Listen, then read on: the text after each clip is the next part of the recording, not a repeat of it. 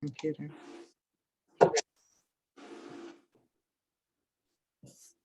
Go ahead.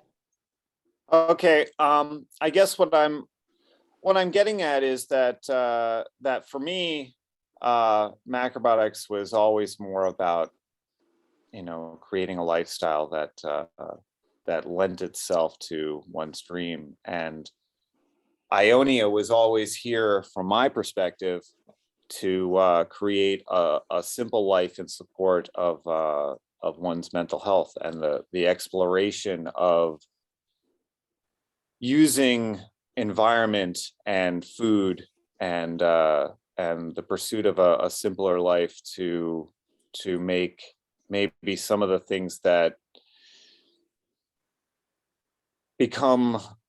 one can become a little crazy in the modern world, and creating an environment to, you could say, balance that. And that macrobiotics has been taught as a way to prolong one's life or to pursue health. And I think that whatever health one finds in macrobiotics is you could say a symptom. It's something that's a secondary benefit compared to the primary benefit of how it hits one's mind and how it supports one's goal for a simple life. And that if somebody I've experienced it myself, that eating a very simple life, like they do in Buddhist monasteries in Korea, as demonstrated in that show Chef's Table, macrobiotics works very well. But when you contrast that simple life with, you could say, a more modern or fast-paced life, you give your body very mixed signals, and that can lead to some pretty dire health consequences. That not giving continuity to one's life, and contrasting with an extremely simple life, an extremely simple diet, with more fast-paced foods that lend themselves, if one wanted to live a quicker lifestyle, which I think is almost helplessly invited in the times that we live, can create a paradox in what we're trying to nurture within ourselves. And I think this leads to a lot of misexpectations. When people think macrobiotics, they think long life, when I think the actual definition is more interesting life. And the interesting comes from experiencing what the support structures for a simple life can give you, and the perspectives that can give you. And then if you're not completely tuned out to what the rest of humanity is up to, which for the most part is not living in a Buddhist monastery,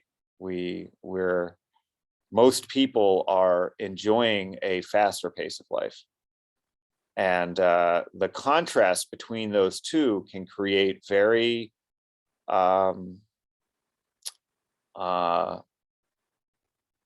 very mixed signals for the body. And I think that accounts for a lot of the surprise passings that have come our way, and our various news feeds of watching people who have been practicing macrobiotics a long time and don't live over 100. There was an interesting study that I think National Geographic initiated it, but I'm not sure. It was about blue zones, and basically trying to figure out what regions of the world where people averagely live to be over 100 years old, and what they had in common. And it's not hard science, but it was interesting to see how they compared the notes of what was similar to one region of the world where people lived in lived over 100 in Europe to an equivalent in South America, and what commonalities they shared. And it was basically a simple life that was backed up by community and the people around them, their human infrastructure, you could say, as well as just mostly plant-based, but not entirely, not by, there wasn't a vegan component or something like that. It was really just a very rhythmic, connected to your environment approach to life. And the average lifespan is far above what is experienced elsewhere. And I think that all of those different things that I've just talked about in my observation have led that I guess I feel that macrobiotics, as it was originally evolved and grown, is still predominantly, for thousands of years, it's been called temple food for a reason. And most people practice temple food not just on their own in a small bubble of themselves, of their immediate families, but in a larger setting where you have that infrastructure to practice simple food. And then they did that not because they wanted to live a long life, but because they wanted the calmness that the simpler food would bring to their lives, because in that calmness they would be able to meditate and quiet down to explore what was interesting from their perspective in regards to the pursuit and growth of a Buddhist lifestyle. And I think at Ionia here, I like to think that we're here for similar reasons, minus you could say, the religion.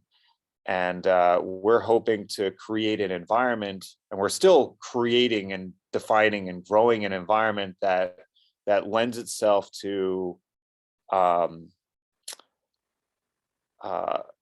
guess, mental growth, or the adventure of how does one be human without leaving any relevant subjects out? Like in Buddhism, I think they take shortcuts to enlightenment by removing the complexity of marriage and children. And Ionia has, I guess, is still picked a very small and obscure thread out of macrobiotic original interests, and has been running with it for 30 years now, which is, how does one if one has felt broken in normal society, or has gotten bored of it, or just doesn't feel functional in the way in which most people live, what is normal, and just has felt a dead end on that path of the pursuit of normalcy, and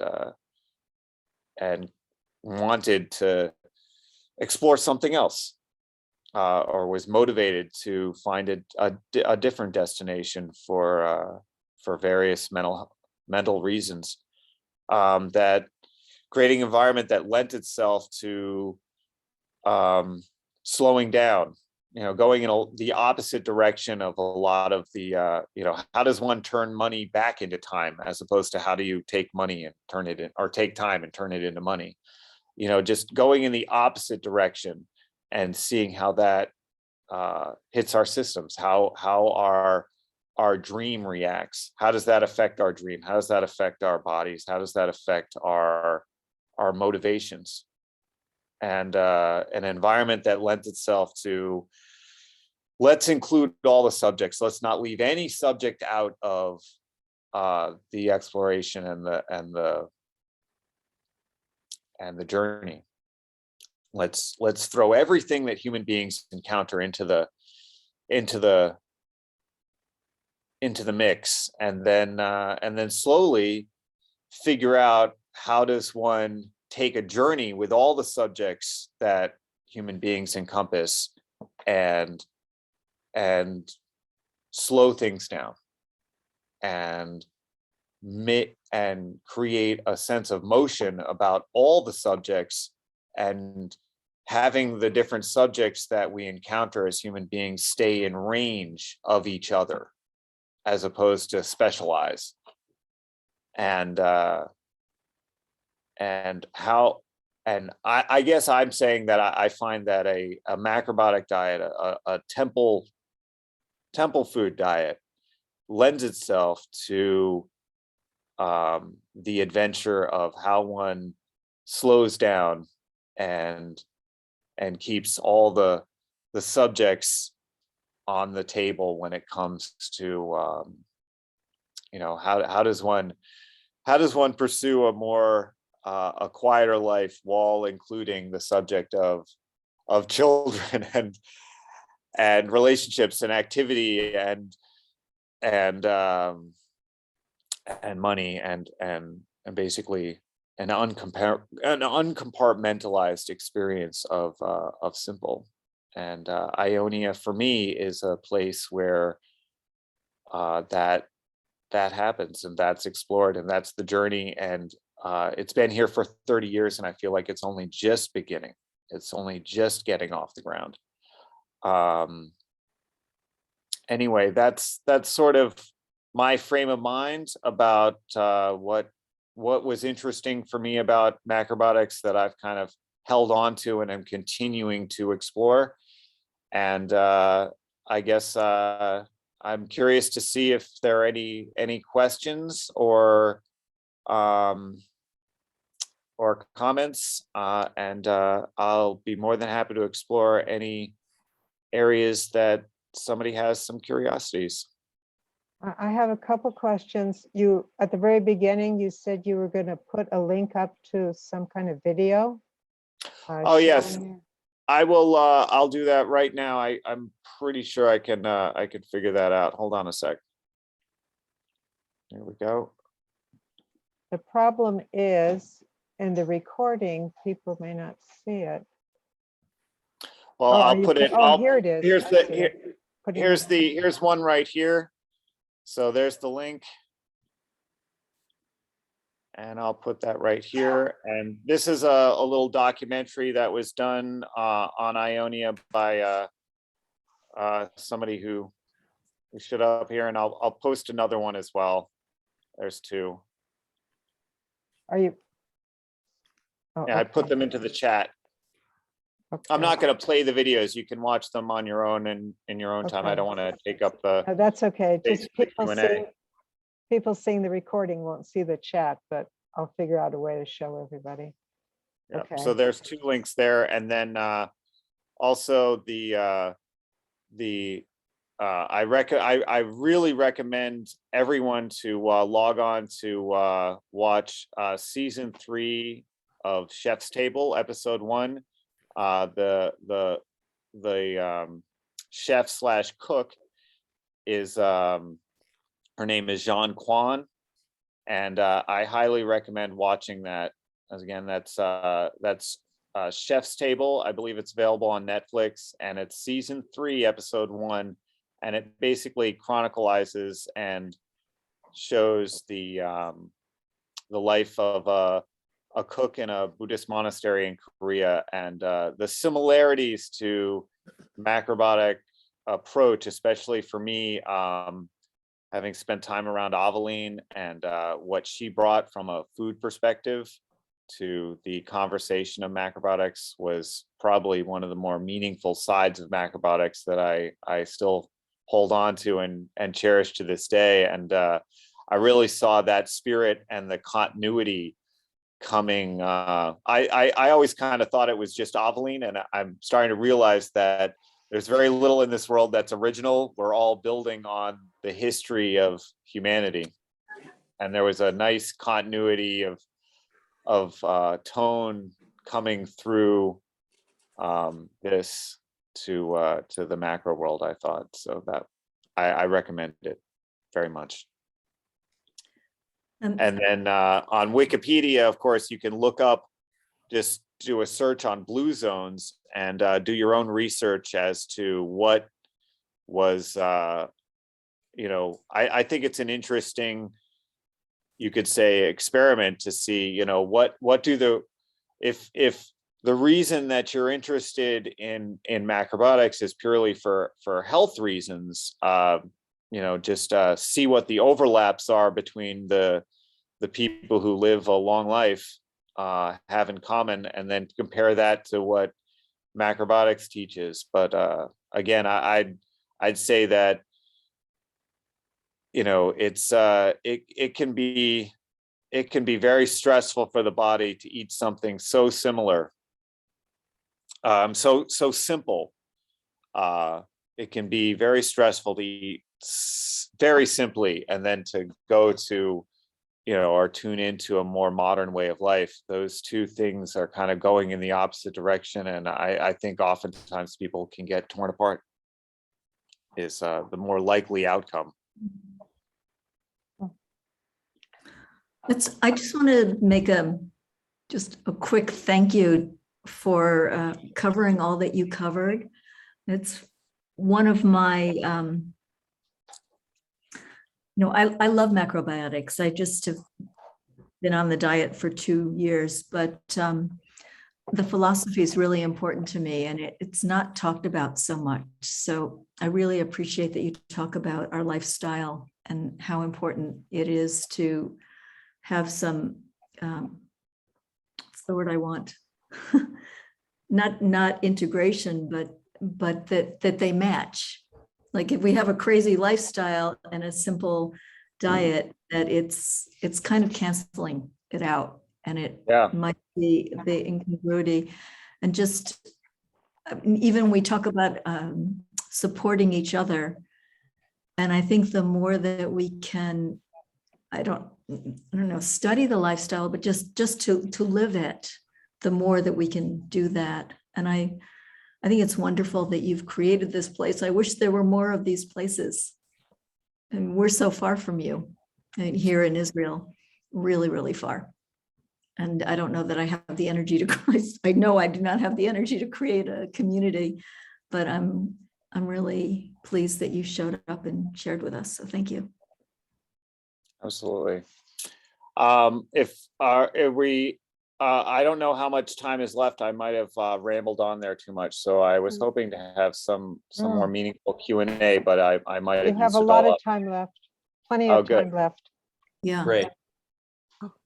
Why did you choose Ionia? Why Alaska? Why Alaska? Yeah.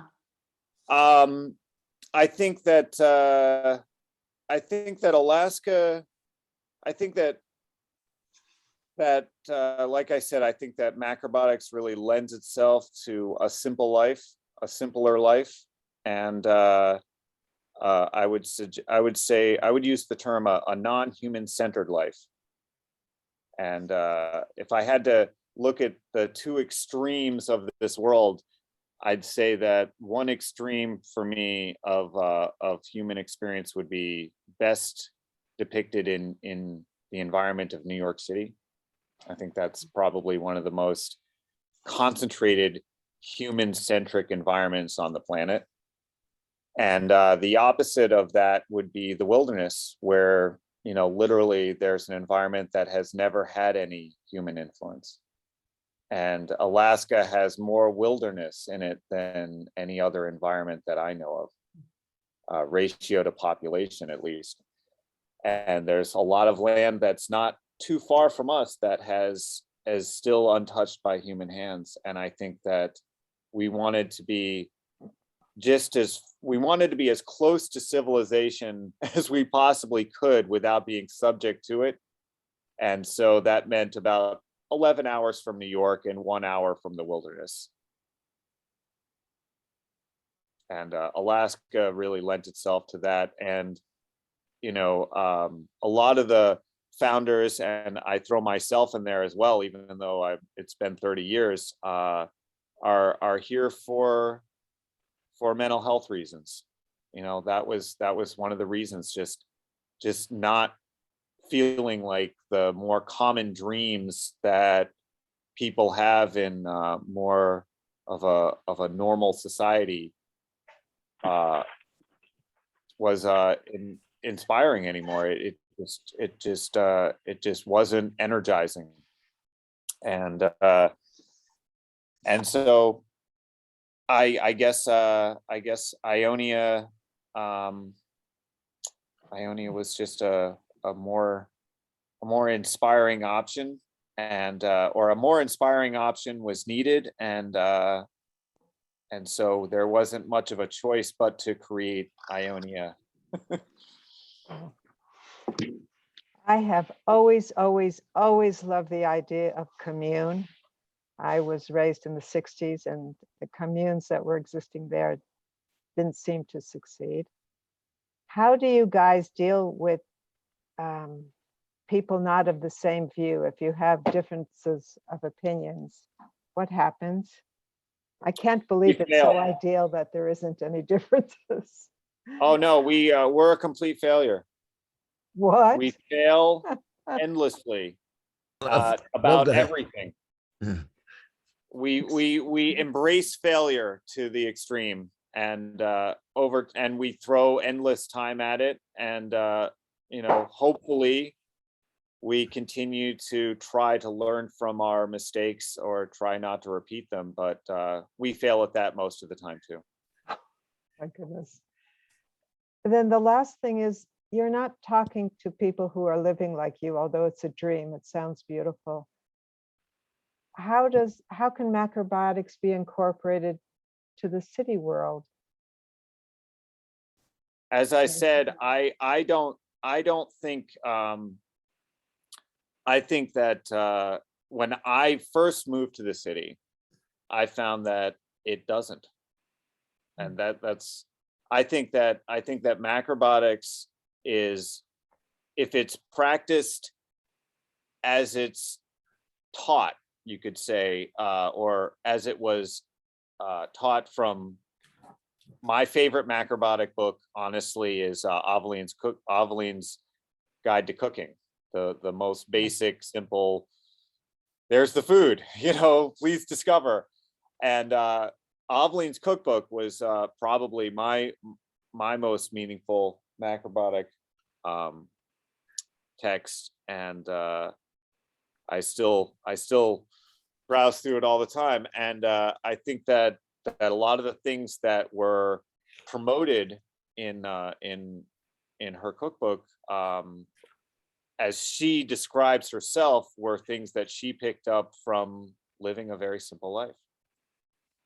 And when I was in Boston, I was like 22, and I spent a year at the Cushy House on Buckminster, and then I got my own apartment, and I was throwing myself into succeeding in corporate America. I would leave. I may not have. I've never eaten a cheese pizza, and I've never had an egg. I've never drunk a glass of milk. I think I've had one bite of chicken in my life. I've never eaten ice cream. I've never. I think I can count the number of times I put regular butter on toast on one hand in my life.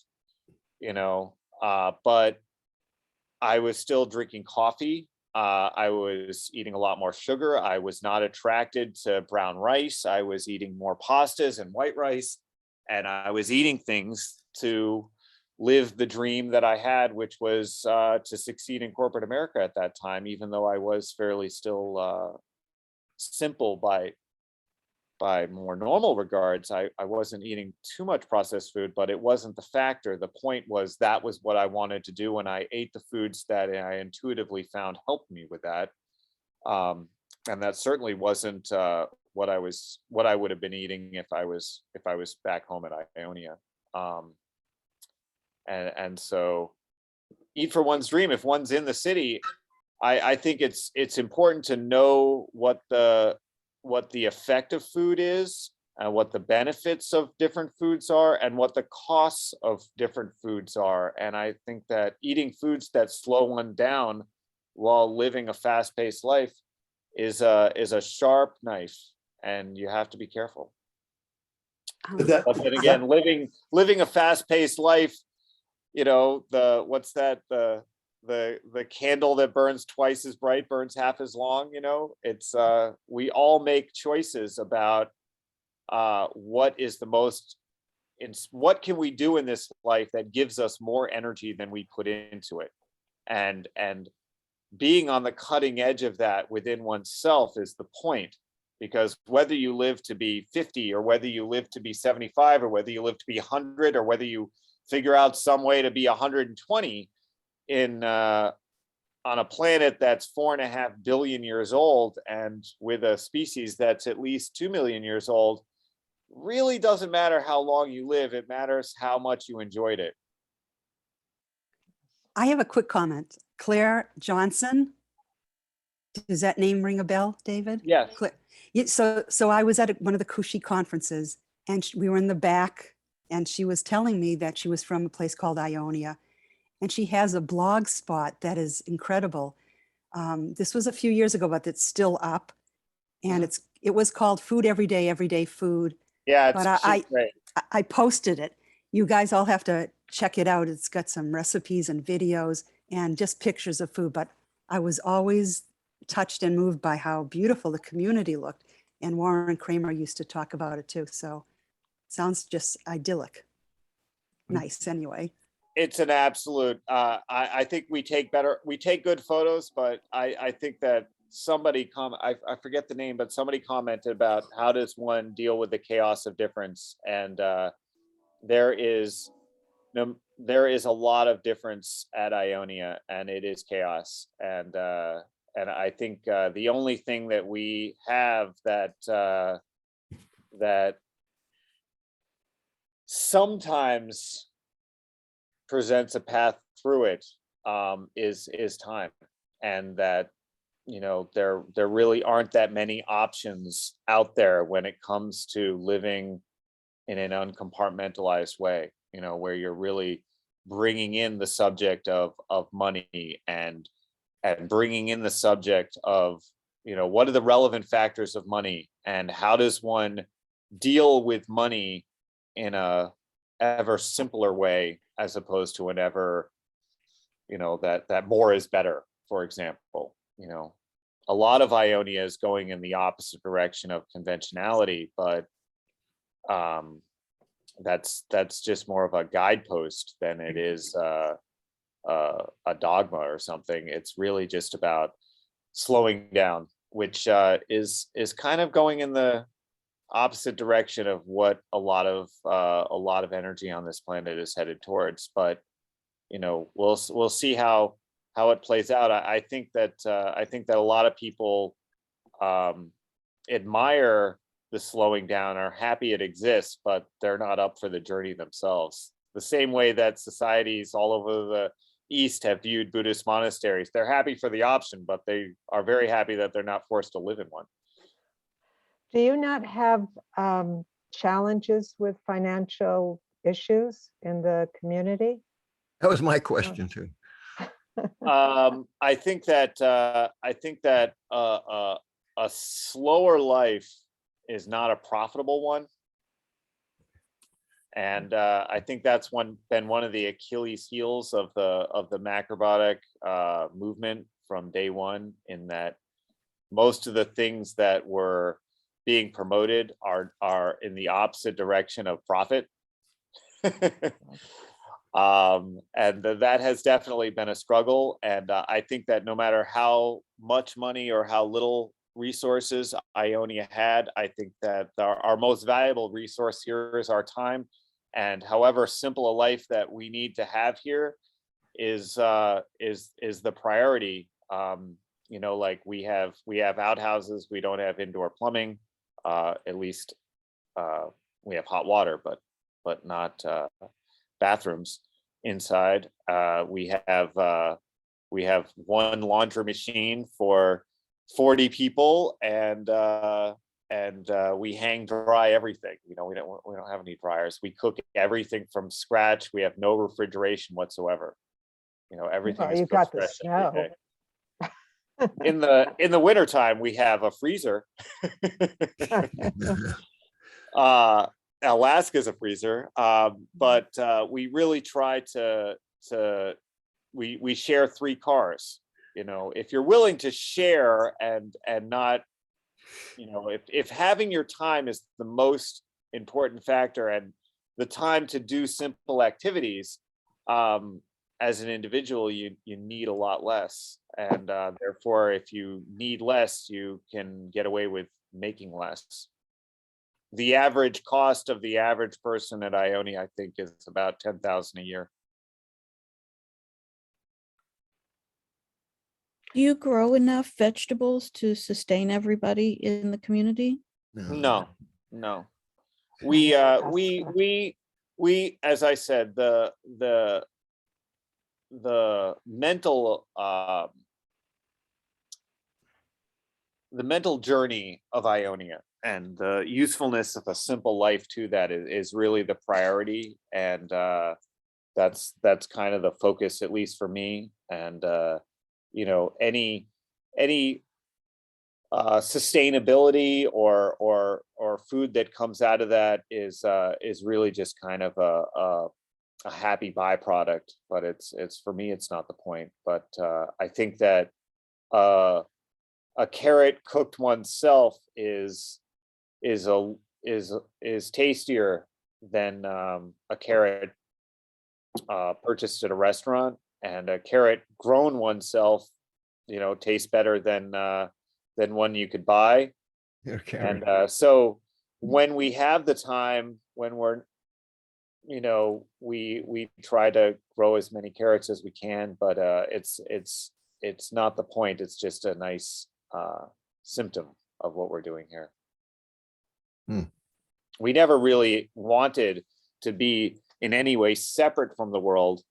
I mean, I still very much enjoy the connection that Ionia has to the local community and to being a part of the region that we're in a positive way.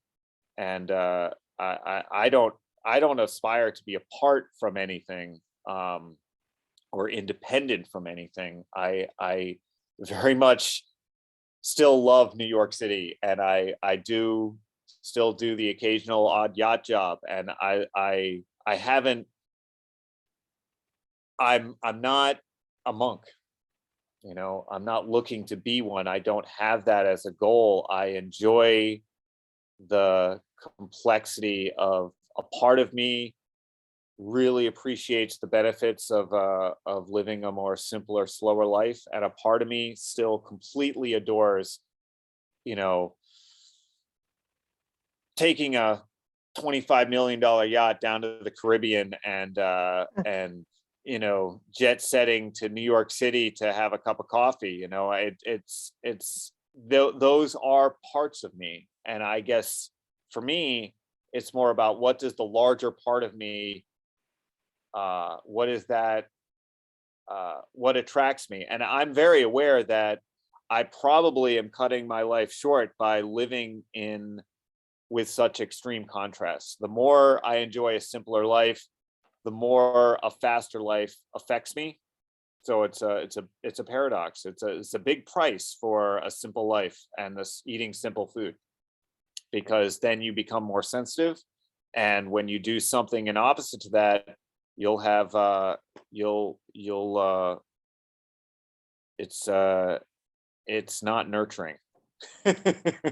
But it's nurturing to what gives me more energy than I put into it. So it's very nurturing for my experience of life. It's not so nurturing for my body. I thought macrobiotics was about yin and yang, and that's what you're presenting, and yet it's too extreme, the too simple and the too rich life. Too extreme for you. Well, you know, like a lot of people heard macrobiotics, and if you look into the definition of it, it's large life, and some people interpret that as long life. I interpret that as interesting life. No, I heard that. I love that. Yes. But you were talking about cutting your life short because of the two extremes.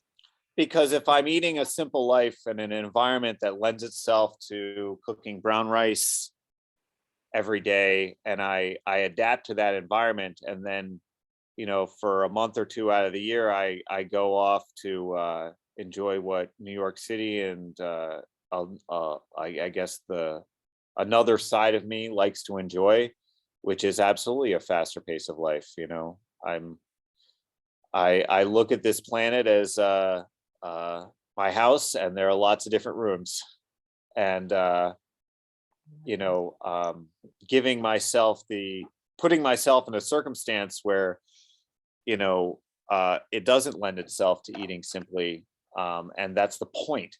I want to be in environments that don't lend themselves to eating simply. It's what helps me then want to be in a simpler environment. You know, I enjoy the contrasts, and you know, those contrasts have big prices. Bigger the contrast, bigger the price. Ginat was having problems, big winds and storms where she lives. Talk about a simple life. You're No, a I'm product back. of, oh, you're back. Okay, you take it over. I didn't see your picture. Oh, there you are. Okay. So David, it remains for us to thank you enormously. I mean, this is a beautiful One, slide. one quick question from here, if we have time. Yeah, like a little, 30 seconds. that's good. Okay, David, thanks for the entire presentation. I have just one question.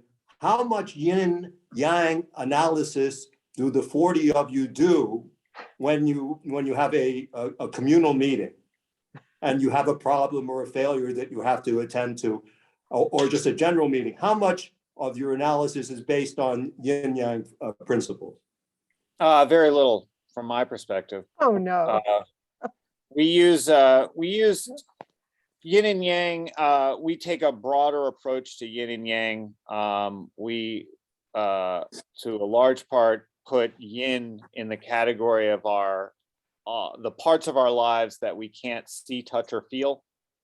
The yin world would be our ideas, our dreams, our emotions, our hopes, our ideas, our point of views, our thoughts, and the yang world being more the physical manifestation of the things we touch with our hands.